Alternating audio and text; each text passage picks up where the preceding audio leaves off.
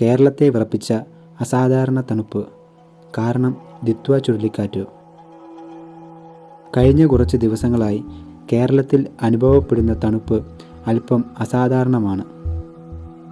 പല ജില്ലകളിലും താപനില സാധാരണ നിലയേക്കാൾ 4 മുതൽ 8 ഡിഗ്രി വരെ കുറഞ്ഞതായിട്ടാണ് റിപ്പോർട്ടുകൾ.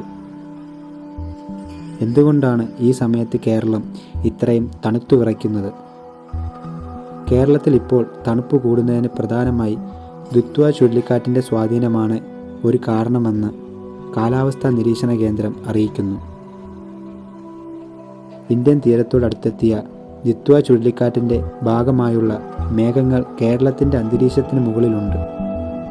ഉയർന്ന അന്തരീക്ഷ പാളികളിലെ തണുത്ത വായുവിനെ ചുഴലിക്കാറ്റുകളും ന്യൂനമർദ്ദങ്ങളും താഴ്ന്ന അന്തരീക്ഷ പാളിയിലേക്ക് കൊണ്ടുവന്ന് തണുപ്പിക്കുന്നു.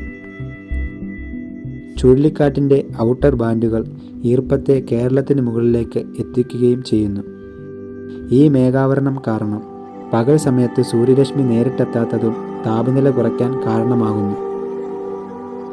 കേരളത്തിൽ ഇപ്പോൾ ഉത്തരേന്ത്യൻ വരണ്ടകാറ്റിൻ്റെ സ്വാധീനവും ഉണ്ട്. ഇത് അന്തരീക്ഷ താപനില വീണ്ടും കുറയ്ക്കാൻ കാരണമാകുന്നു. തെക്കൻ കേരളത്തിലെ തിരുവനന്തപുരം, കൊല്ലം, പത്തനംതിട്ട ജില്ലകളിൽ പകൽ സമയങ്ങളിൽ പോലും മൂടിക്കെട്ടിയ കാലാവസ്ഥയും തണുപ്പുമാണ് അനുഭവപ്പെടുന്നത്. വടക്കൻ കേരളത്തിൽ രാത്രിയും പുലർച്ചെയുമാണ് തണുപ്പ് കൂടുതൽ.